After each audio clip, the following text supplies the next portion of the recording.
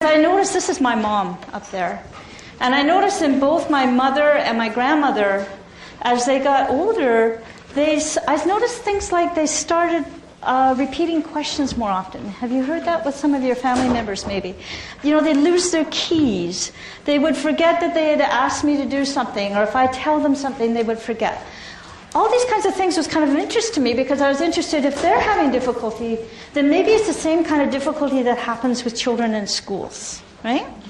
So I thought, well, this is really worth taking a look at. And I went to do my doctoral studies with Dr. Lee Swanson in California.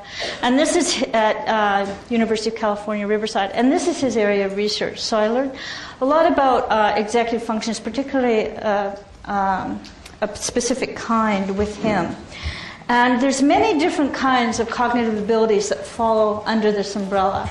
But today we're just going to be talking about two main ones. One's called working memory, which is the ability to control that attention. And the other part is the ability to suppress or inhibit your attention to something else simultaneously. Okay? So what does this mean for senior drivers? Well, first of all, I'd like you to imagine that you're driving your car.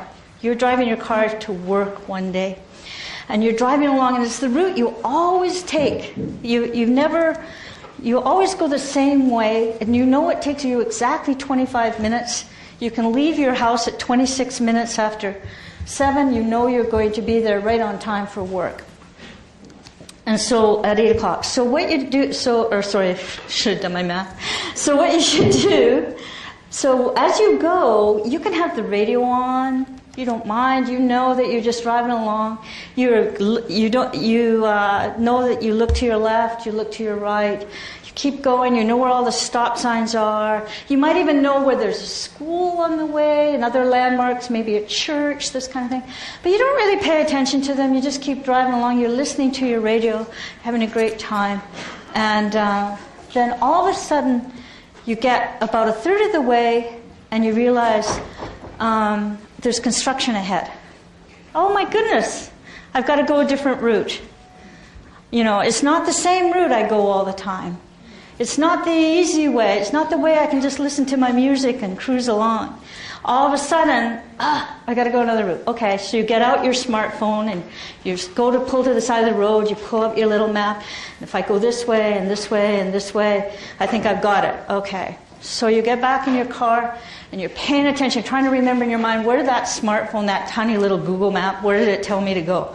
It told me to go down this way, it told me to go that way, and you think you're on the right path, and you're looking at all the stoplights, you're trying to watch, where did that cyclist come from, that bicycle right beside you, you never saw before.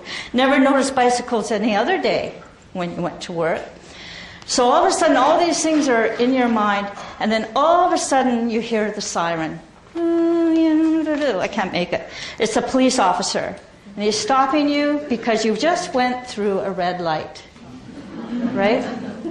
Now, if you think that's not a common story, you could ask Christy Clark, because if you remember in the previous, just a few weeks ago, maybe a month ago, Christy Clark, for those who don't know, is the current premier of our province, and she was doing this very same thing. She was driving in her car. She had a newspaper reporter right beside her. And of course she was in an election, right? So she was thinking very carefully about what she was saying to this reporter, because she knew that was probably going to end up in the newspaper the next day. She also had her son in the car with her. I mean, we don't know many details, but her son was in the car. But I can imagine that she was thinking pretty hard about what that newspaper reporter was thinking about what she was saying. So the way she told it in the press was, she actually stopped. She saw a stoplight, a red light ahead, and she stopped, and then she went ahead because she thought it was a stop sign, right? She momentary lapse of attention, okay?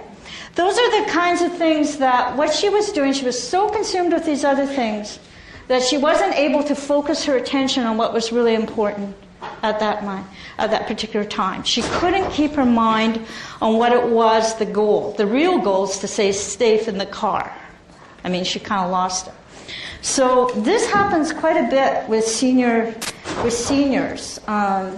It happens to everybody, but it happens more with seniors. And what happened to my mother, and what happens to many seniors in British Columbia, is they often get called in for a driver's test after the age of 80 in British Columbia. They get a health check, and then they have to also come in and do some cognitive tests. And the reason that is because although seniors are very good drivers, but unfortunately they have more crashes than anyone else. And when they do, there's more fatalities. In the US, they've done research out of Carnegie Mellon University, and they found that the likelihood of seniors over the age of 85 being in an accident is about 4 times that of a teenager. And what's more important is that when they are in an accident, it's typically a death. So this is a very serious issue for our society. You know, we want people to have autonomy. We want them to be able to maintain their lifestyle for as long as possible. And yet we have no tools to give them to help them with this driving in ways that are going to not cause these accidents. Well, I'm going to talk a little bit more about some of the tools we can use. But for right now, I thought it might be a good idea for you to have an idea of the kind of cognitive tests that the elderly people are going to go through when they go for these cognitive exam. And the reason I'd like you to practice that is because I can talk about it all day. But until you've experienced it, you don't really kind of get what I'm talking about, you know? So Dr. Lowe asked you to have a pen and paper ready. So we're going to do a little cognitive test. Get ready? By the way, this is not correlated with intelligence. I want you to know that. This is not an intelligence test. This is a measure of executive functions or working memory. This is the ability to hold a bit of information for a short period in mind while simultaneously doing something else. Okay? All right, so I want you to pretend that this is a road map, and these are buildings. These are buildings on the road map. These are stop signs. Okay?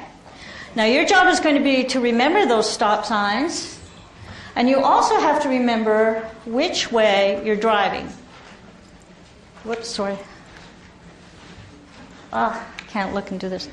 Okay, so when I take this away, you're going to see a screen with just the green dots there, the green squares.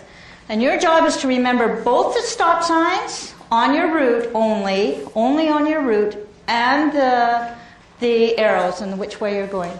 Okay? You ready to try it? Now, everybody put your pencil down. Can't cheat. I do that with my students, and I see they're trying to do it. You know, they don't write before they do this. Okay, you ready to go? Okay, so there we go.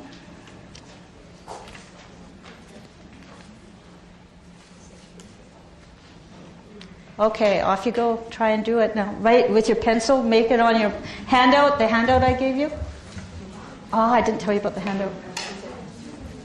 Remember, only the stop signs along the way.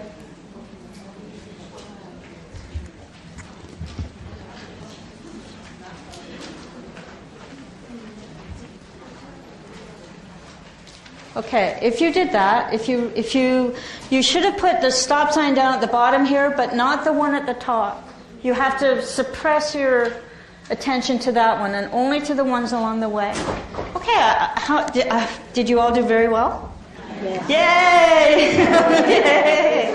Okay, now let's try one harder one. Okay? And so if you turn the page on the handout, you'll find another set of dots. We're going to do the top one. It should look like this. Okay, everybody's pencils are down.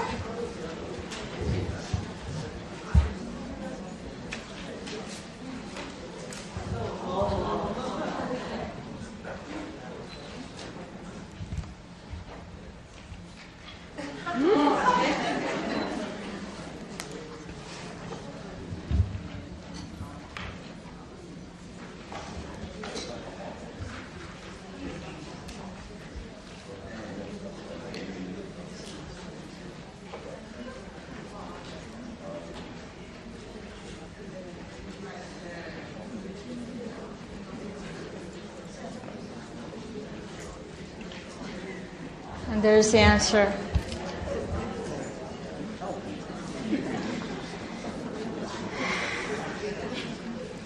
Now, if you were able to do this, this is about the hardest one that we give adults. There's many in between that 4-square one and the one I just gave you. This is probably, we know from Miller's work and Robert Logie and others that most people can hold about 3 pieces of information in mind, and for some reason this is about equivalent to that. So most people, most adults would find this difficult, but they might be able to manage it, okay? And so you should have written on your papers everything except for the dot at the bottom. Okay, so as you were doing that, I was looking around the room and I noticed some people were closing their eyes and they were trying to visualize it, trying to think about it. You know, I saw another person going like this, you know, trying to think. That's called an internal strategy. You're using your brain to try and visualize and try and remember where was it, that kind of thing. That is called internal strategy. I'd just like you to remember that because we're going to be talking about that a lot for how this might affect your teaching later on. Okay, so now we're going to do the last one. Okay, you ready?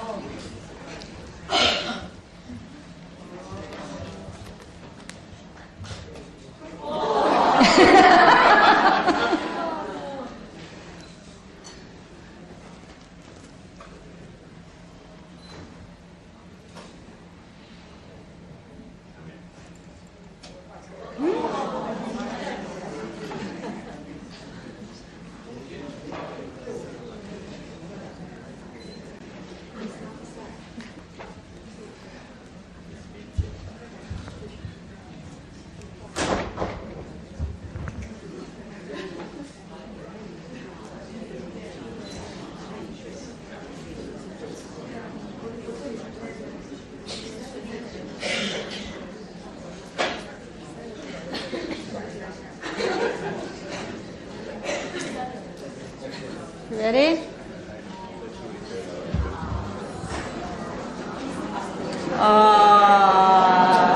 Did anybody get it perfect?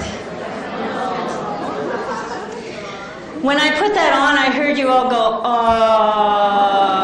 Have you heard that in your classes sometimes? Maybe when you give students, you know, things that they think are just too difficult, that the memory load is just too much. Oh, please don't ask me to do this. Please, please.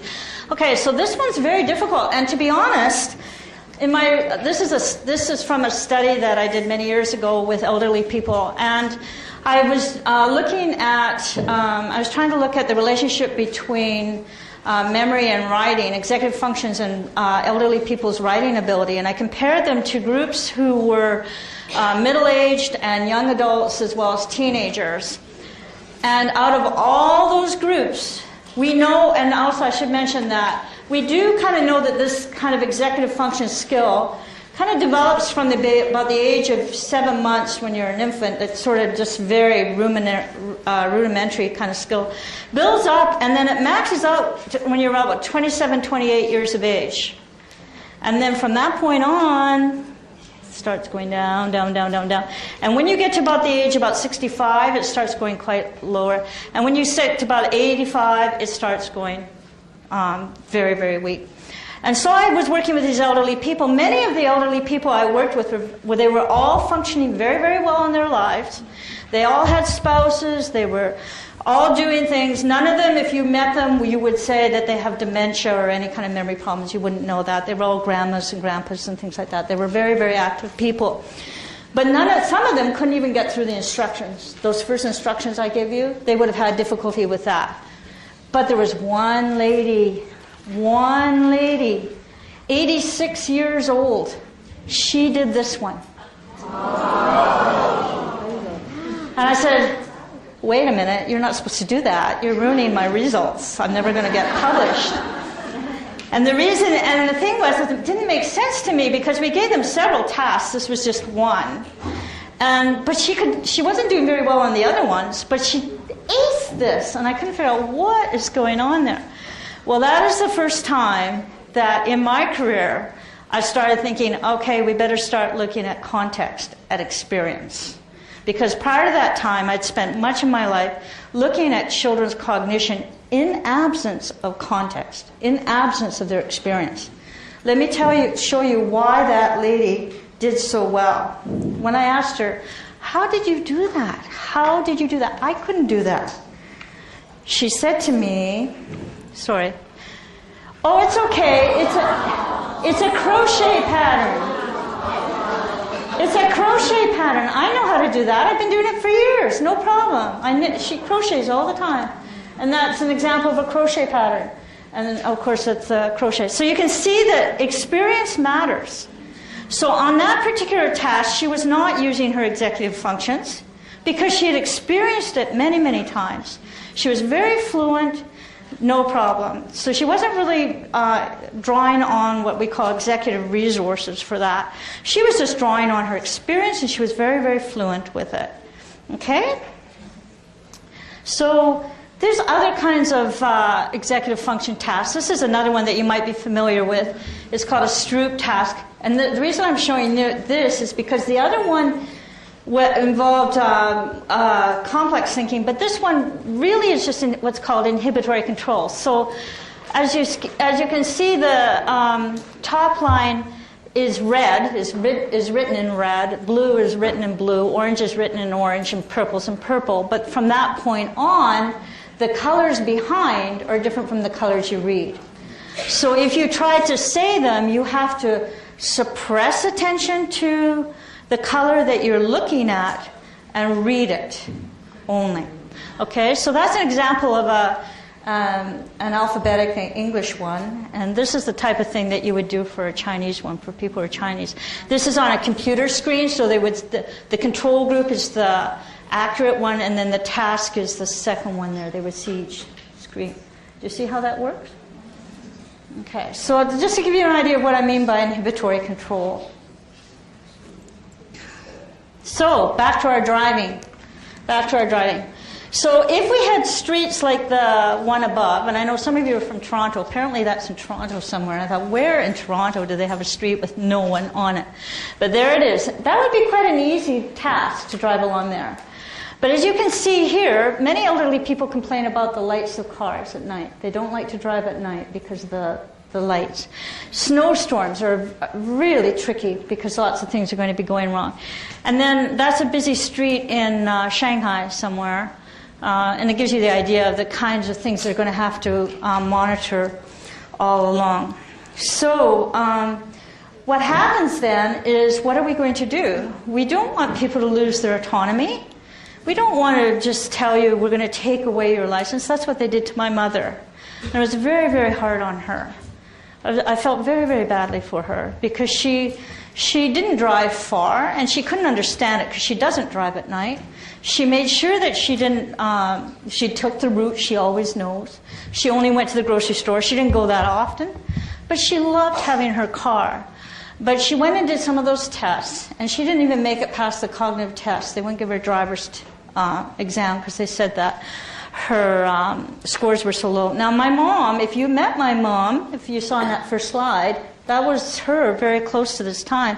And she was very active. She was very mentally active. You would have a conversation with her. This is not a lady in a nursing home or anything like that.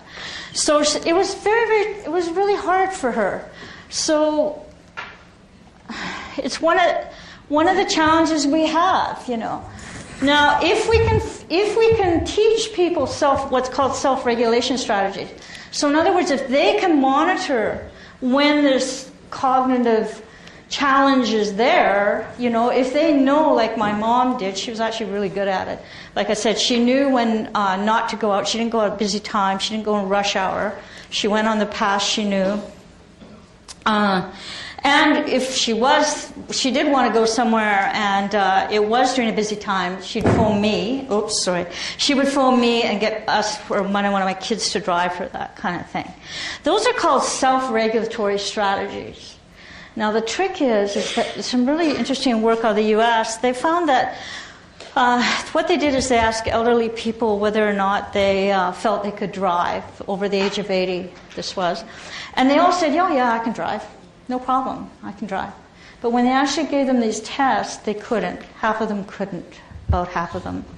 And so what happens is elderly people aren't really good at self-regulating. That means controlling that decision-making around that process. So we have a lot of work to do, in my view, in this area, to maintain a sense of identity for elderly people and respect.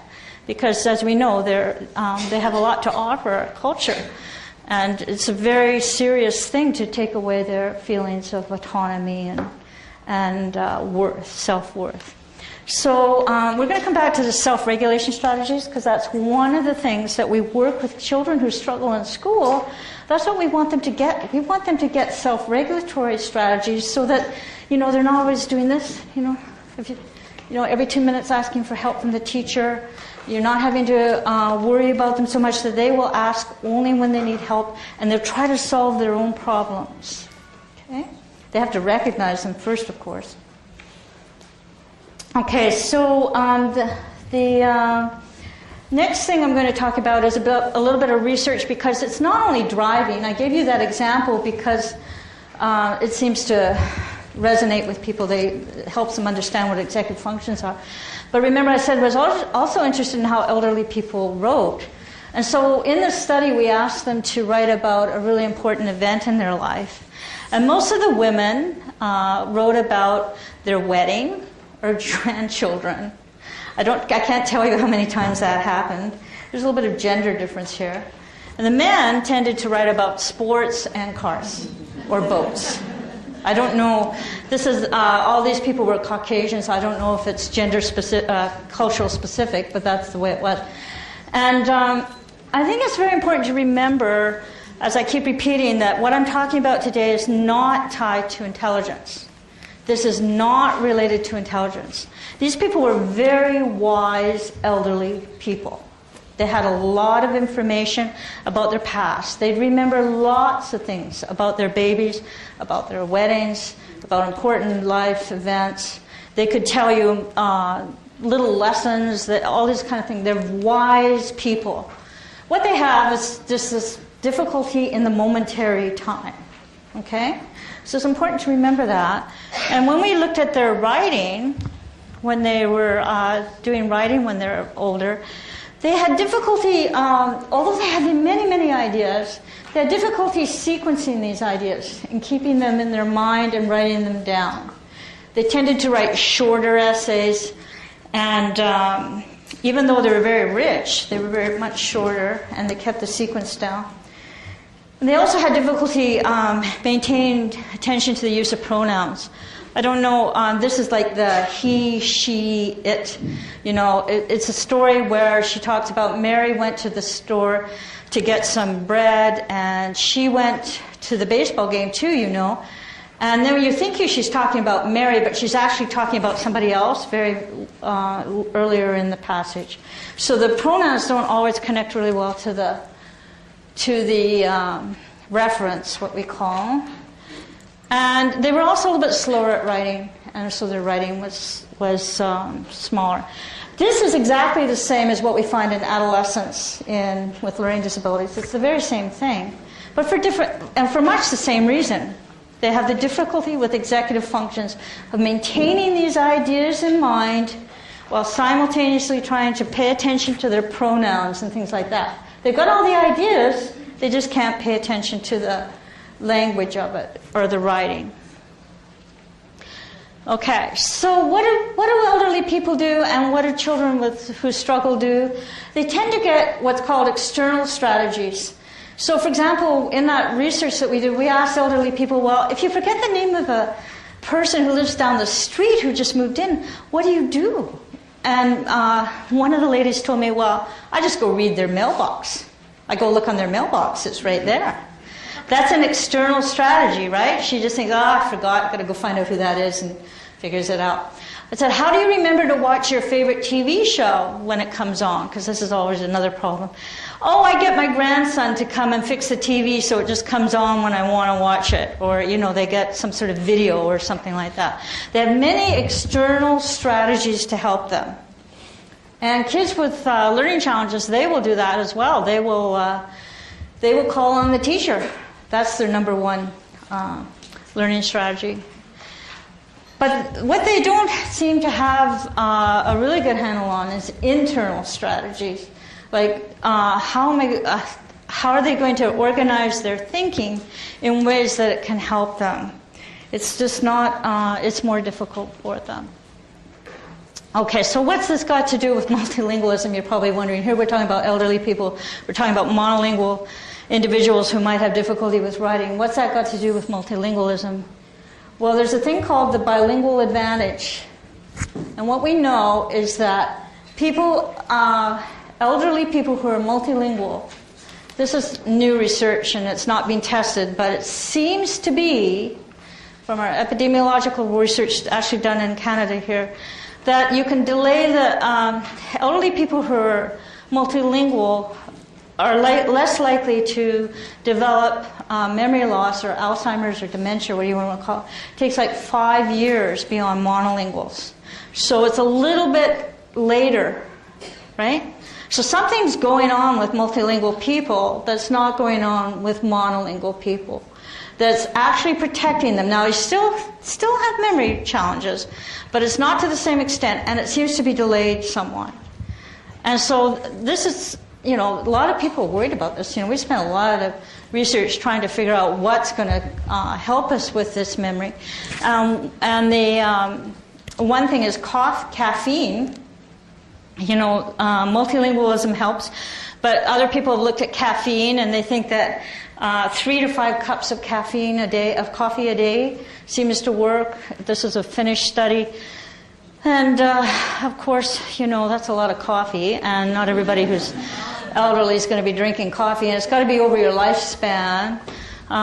They think that the reason is that there's three reasons for this that they hypothesized. One is it delays the onset of type 2 diabetes, and type 2 diabetes is being associated with memory difficulties. Another thing is they think that it might be helpful to keep your blood flowing and keep oxygen to the blood, so that's another reason. And I've just forgotten the third. I'll have to check my notes here in a sec.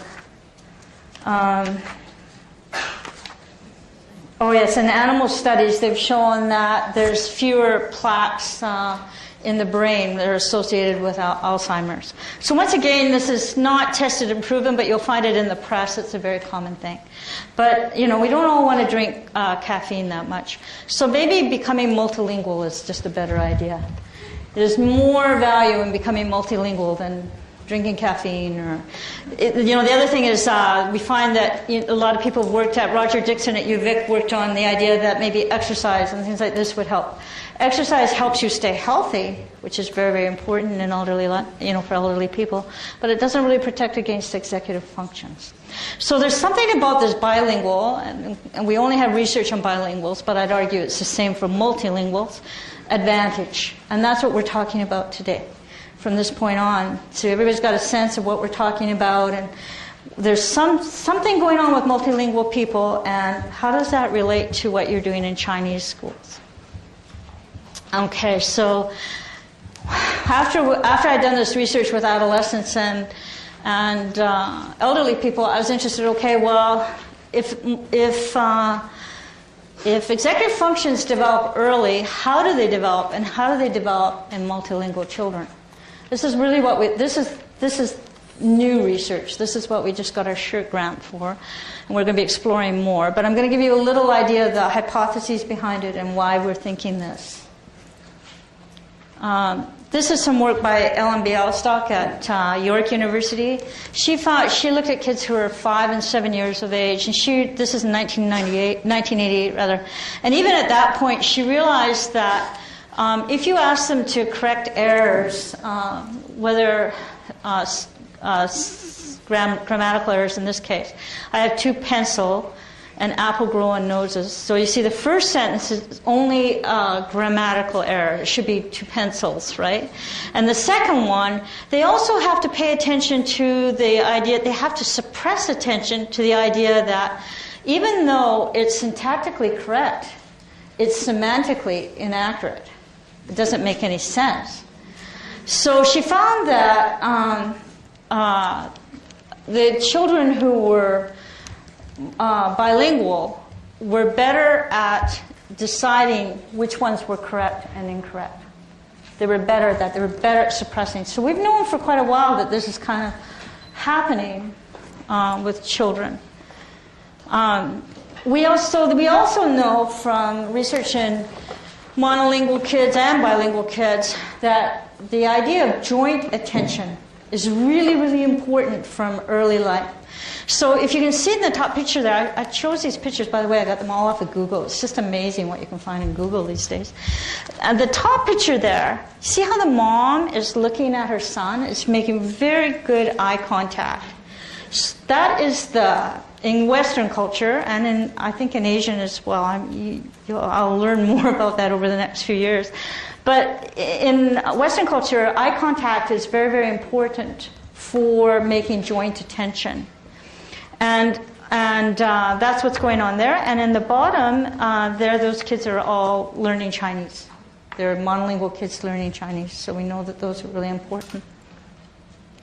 There we have the mom and the dad looking at the baby. So once again, it's that attending really from the time that children are really just babies. There's some work by Adele Diamond here at UBC, and she found that even as young as 7 months, babies are starting to pay attention to who's speaking, when, and they can ignore other things in order to get their intentions met. There's a lot of work on that. So we know that it begins early. We know that by 5, 6, 7 years of age, kids are starting to, we can see differences in multilingual kids. I'm going to talk about two main hypotheses why this might be so. One is that the kids develop metalinguistic awareness. Metalinguistic awareness means that you can attend to the differences between your languages. You have understanding of how the languages differ at a linguistic level. And we know from research, and this is really recent research, by the way. This is Stanislas Dehaene. He's done some research just recently and just published. And what he found is that we used to think that people who read in alphabetic orthographies versus Chinese or characters, the different kind of orthographies, actually recruited different areas of the brain. Because the idea was that in the alphabetic orthography you have to sound out things and this kind of thing. And whereas in the characters they thought it was more of a visual kind of response. But what Stanislas Dehaene found was that they're actually recruiting the same two areas of the brain. That whenever you look at a character, you're also, if you're speaking French or English or any alphabetic orthography, you're also activating your other language. They're both lighting up at the same time. They're both coming on. And they're recruiting two areas. One is called a visual word form area. So that's an area where you can just see the shape of the word. It's a visual form. But the other area, which is really important to Chinese, is it's an area for gesture. It's a little bit more frontal. And what they found is that it's an area for gesture and motor. And the thinking is, hypothesis at this point, is that the Chinese characters, when you're making your Chinese characters, all that repeated practice, Chinese people, they recruit the same areas, but Chinese people actually recruit that area just a little more. It's a little more emphasized, which is a really important thing. And I'm beside or something. You don't know how many times I was looking at characters all over trying to find out if I got it the right way or not. If you were there, how many people were there last night watching the artists do that? If you watch it, it was really interesting to watch because it was very controlled strokes. Very controlled. I'm assuming many years of practice. This is what Dr. Lowe was telling me. Many, many years of practice. So, and also the shapes are very, very, very refined, right? Like they practice many, many times. Now, for the artist in this picture, it's probably automatic. Probably not drawing on these executive functions to the same way that it would me. That is just like unbelievable. I could not do that. I mean, I don't know if any of you could, but it's very, very difficult to imagine how you would do that. But that's the kind of thing that I think is really important. And this is just an example of how, even though I put these two messages up there, you are actually simultaneously, when you read the Chinese, you're thinking of the English as well. Because a lot of you speak English, if you're bilingual, that is. If you're reading the English, you're thinking of the Chinese. It's there as well. Now, you can focus your attention one way or another, but it will happen. And this is called the practice of attentional control. This is what Chinese education does. It helps children get practice of this executive control. So we know that attentional control to languages occurs every day in children's lives. These are pictures taken from Richmond and Vancouver. And you can see that look at that. Right? So this is happening all the time. Now, for me, as an Anglophone English speaker, that's easy. All I read is caution and sharp turn. I can suppress attention to those other things because I have no idea what they mean anyways, right? For a child that's bilingual and learning both and knows that both are really important, they're going to look at both. They're going to have both going if they've had experience with it. And the same thing with the other side.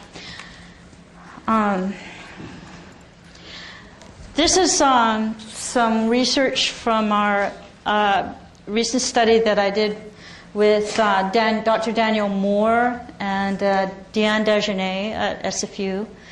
My role is to look at the cognition, and Danielle and Diane were more interested in how children use their languages for identity, for sense of purpose, for sense of worth, to understand the idea of culture and people's reasons for learning languages and things like this. And this is actually one of our doctoral students who did this. What he did is he asked the children. Now these children, we had 135 kids. When I did work on the 135, but Danielle and Deanne and Paul Young, my doctoral student, they were interested in just 12 kids, and Paul more focused on 3. And what they were trying to find out was how children use their languages in everyday life, and how aware were they of these languages. For those in the audience that have read Danielle and Deanne's work, I'm a little cautious about saying too much about it because I feel like I'm talking for them. They could probably do a better job than I am, but I'm going to give it a try. So, in this case, as you can see, this is a little boy. He's talking about when he goes to the flute, he speaks Chinese and English. He uses both languages. These kids are also in French immersion, I should mention as well. So they actually know French, English, and a Chinese language. And maybe more than one Chinese language. Sometimes they knew Cantonese and Mandarin. And they were all in Chinese school. So he goes to Boy Scouts, and that's in English. And at recess, he speaks Chinese and English. He speaks English with his dad and English with his mom, actually, in the home, which we found was quite interesting because the mom and dad reported to us that they actually spoke Chinese to the kids. So you see, the children's perceptions are slightly different than the parents. And this particular child doesn't speak, there's no French on there, but in the other, some of the other kids had more French as well. What we found is that the kids were very aware of their language use. They knew when they were using their languages, they knew the power of their languages, and why they were important. This is a study that we did. This is using part of the research.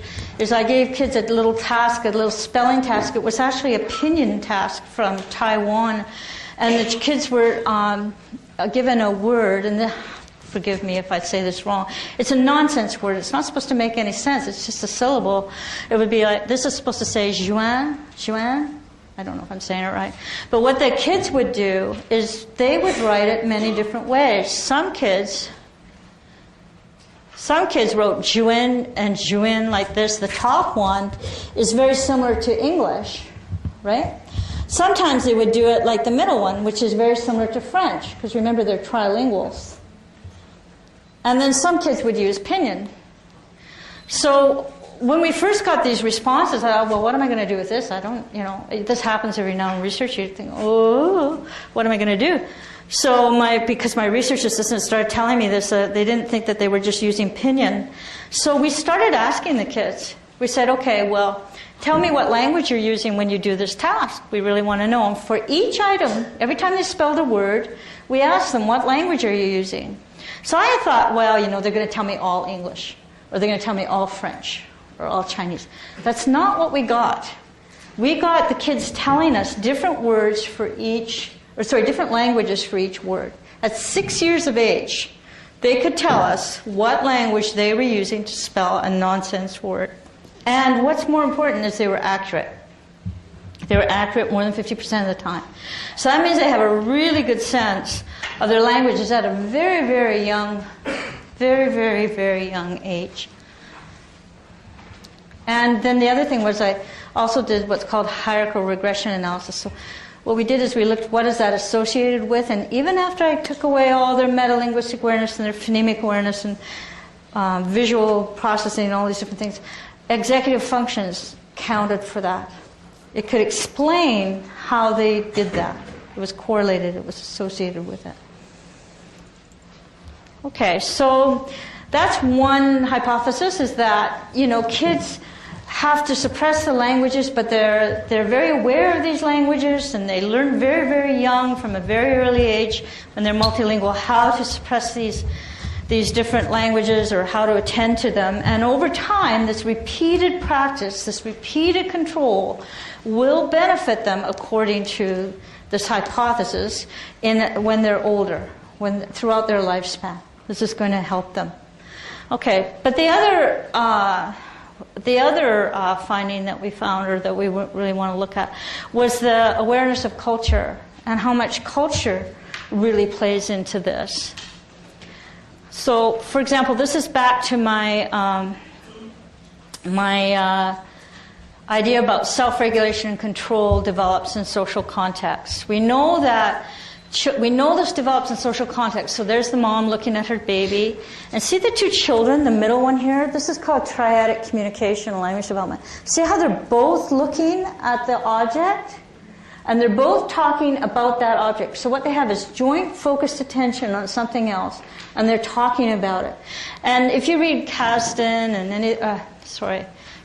and others in second language acquisition, they always talk about children learn language through experience, that's how they learn language. And that's a perfect example of two kids kind of negotiating language over a common object, but they're attending to that object. And then in the last one here, you can see that these little kids are not talking to each other, but they're attending to the teacher. So there's attention going on in all three of those experiences that are happening with kids. So we know that's happening in social context. We know that happens across the lifespan.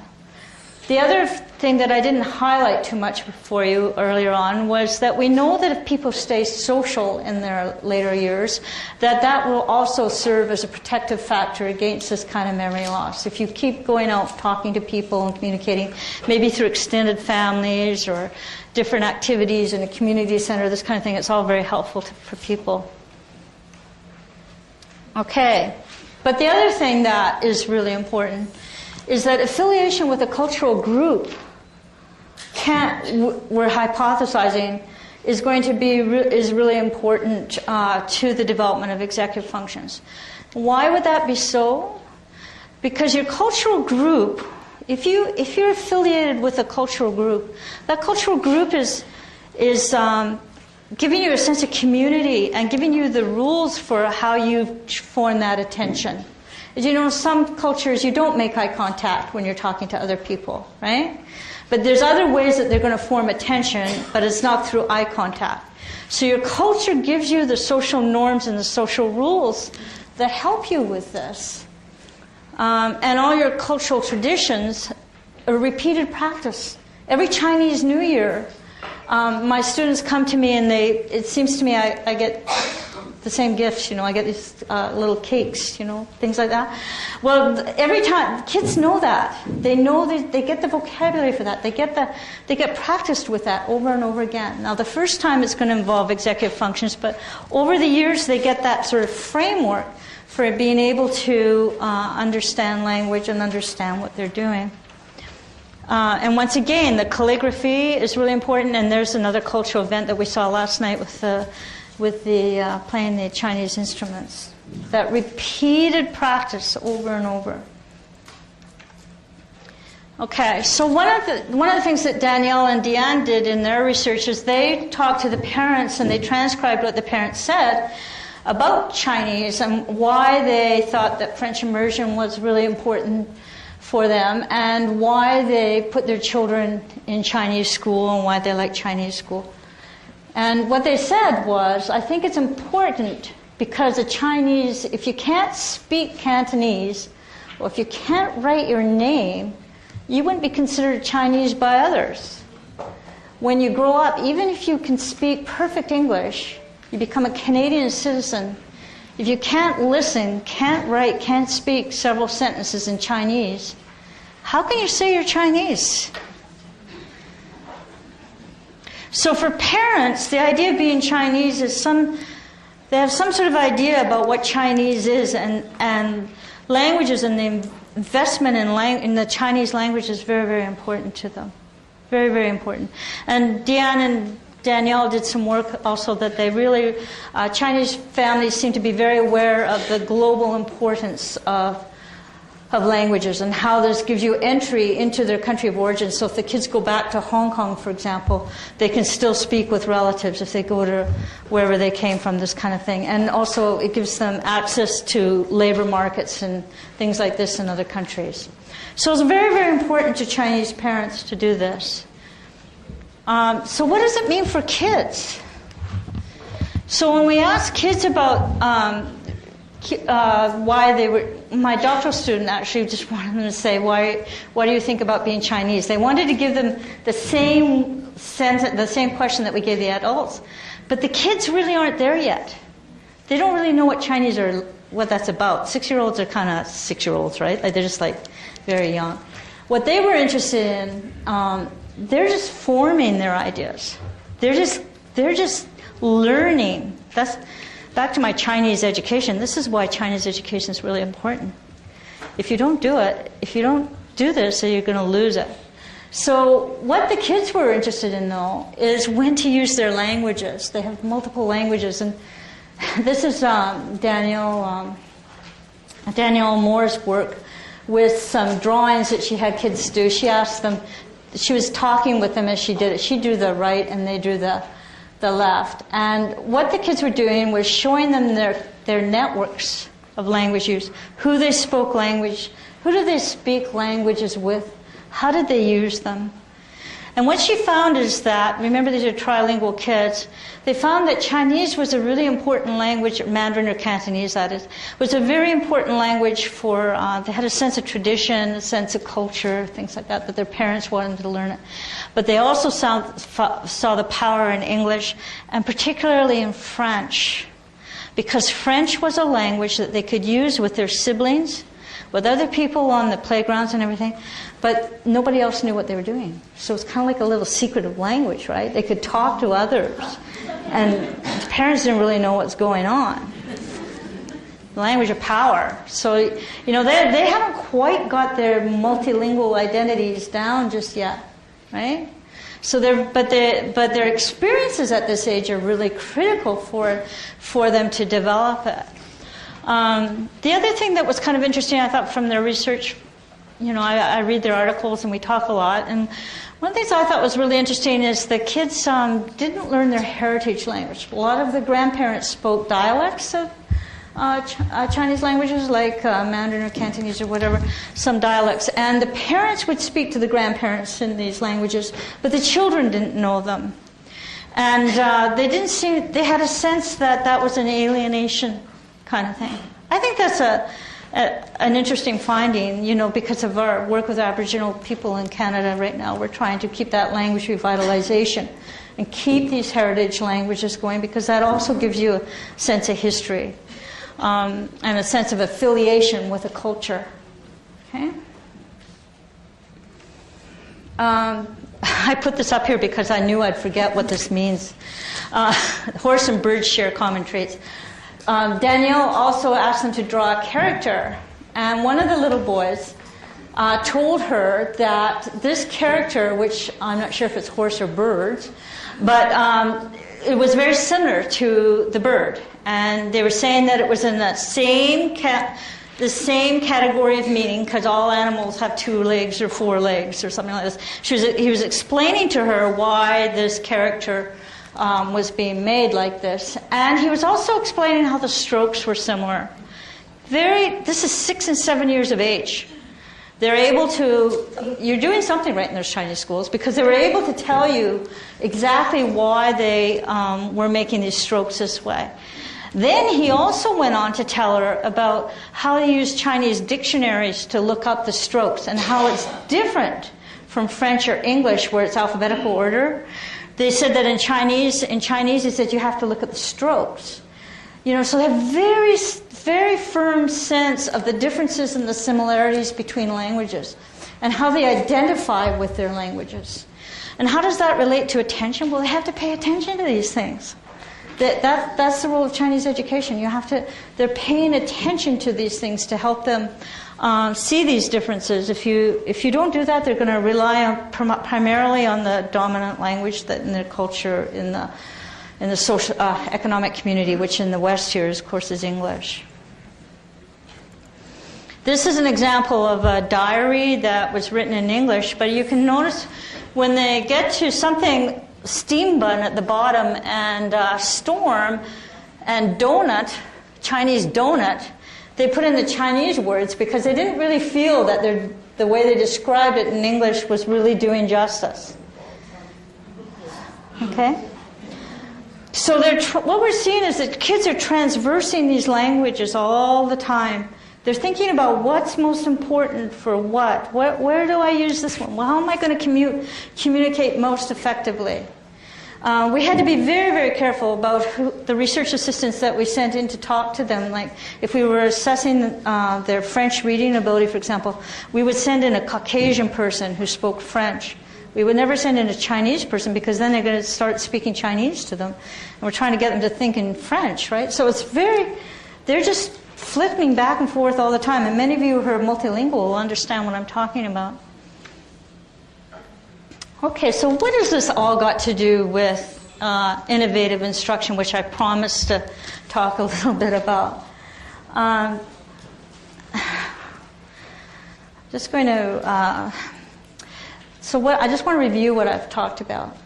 For cognition, then, is one thing we have to think about: what is the memory load? Like, what is the load we're putting on people in order to do things? Remember, I asked you to do that great big map, and you just shut down, right?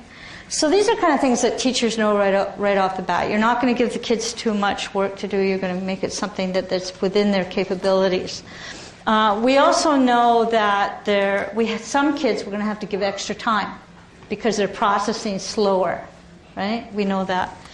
We also know that language is really important. That if you get their oral speech and their oral language very fluent, that's going to help with their cognition, because they don't have to focus on that.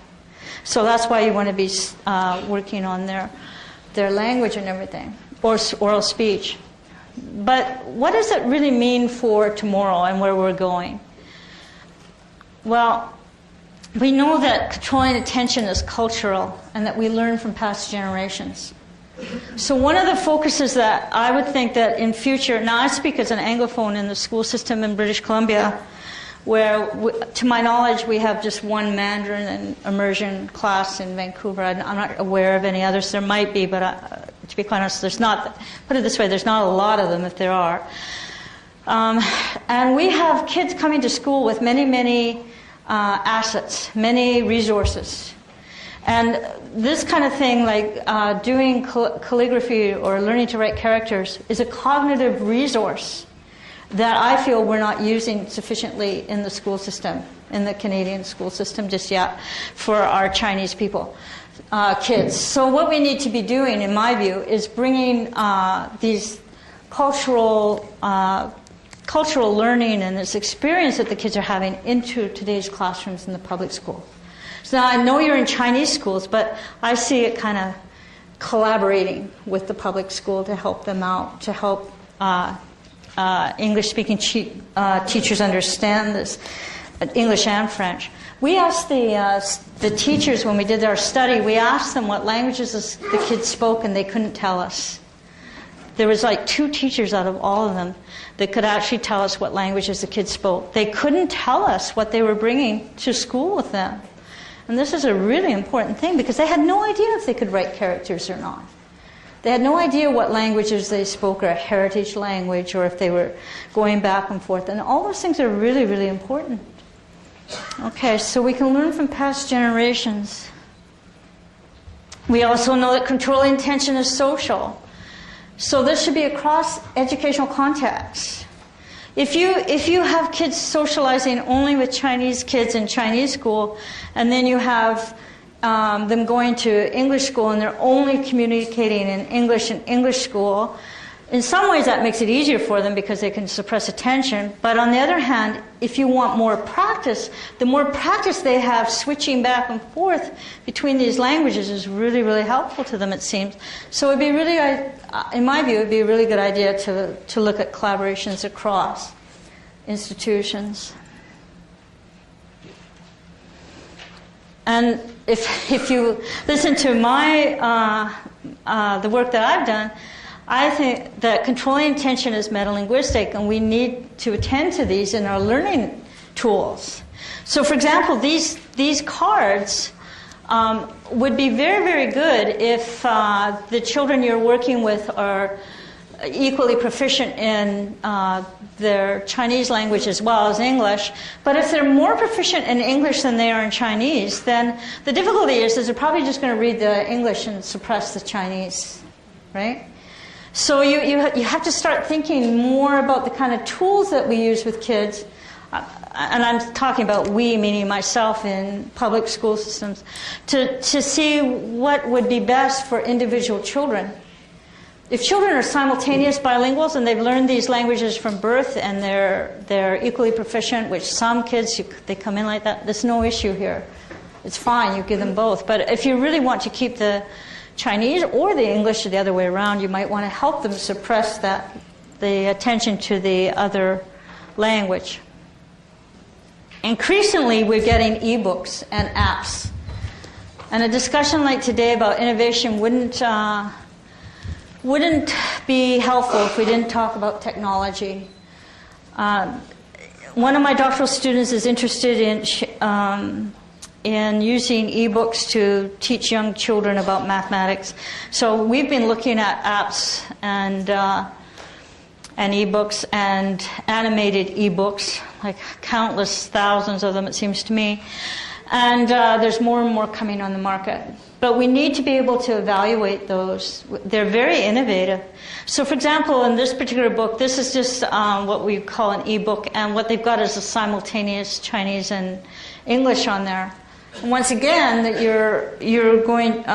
It might not be as effective as maybe as if you had a ebook with one language that the child could self-regulate which language they wanted to read in. They could choose which language.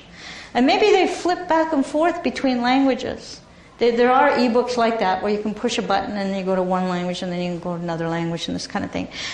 Colleen Toohey and Diane have made a website with Heritage Canada where the kids can actually write their own stories and they're translated into different languages. But what's really good about those activities is that the kids are self-regulating. The kids are choosing when to do it. They have agency. They're learning how to do it.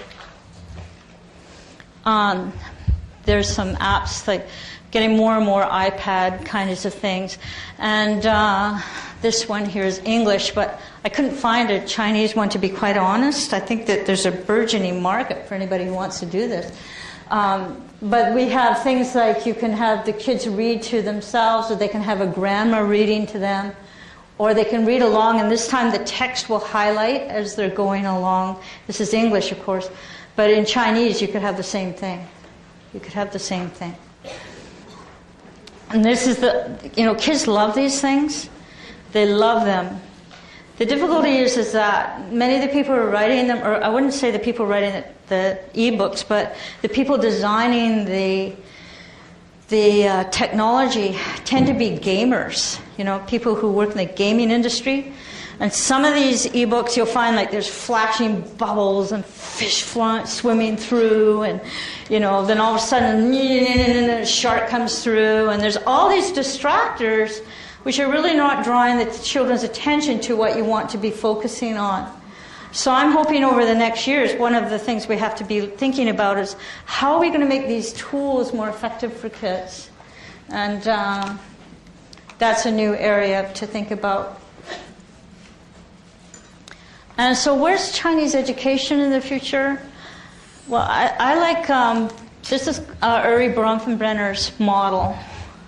And the reason I think it's kind of an important thing to think about, I'm not here to tell you what to do with Chinese education, but I'm here to sort of situate where this research falls. So for example, we have that little girl in the middle there. And all these rings, the microsystem there means that things that impact this little girl right very directly.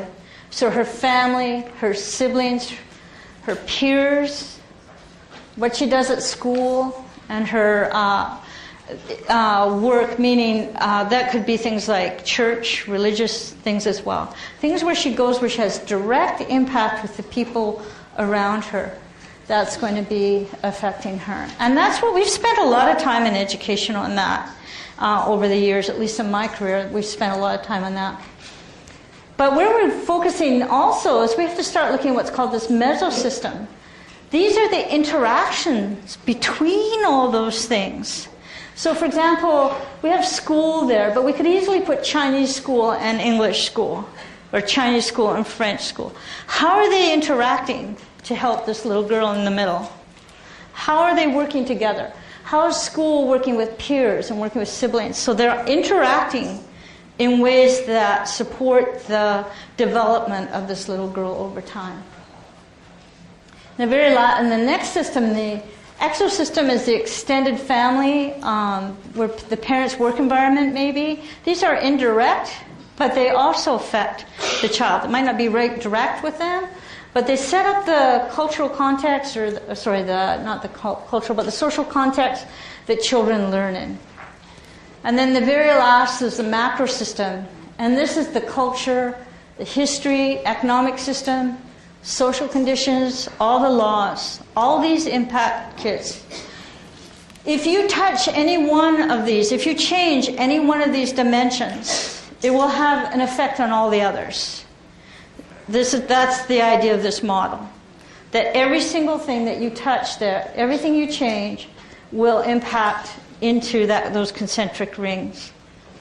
So it's an interactive, dynamic model, and it brings to light the importance of all these connections.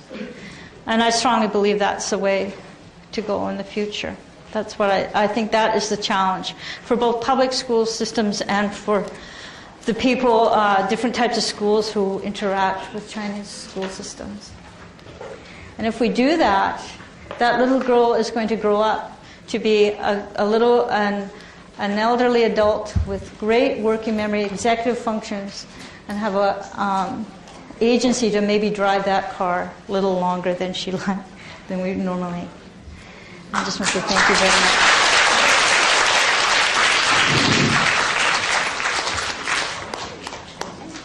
much. You're speaking to someone who's interested in individual children, right?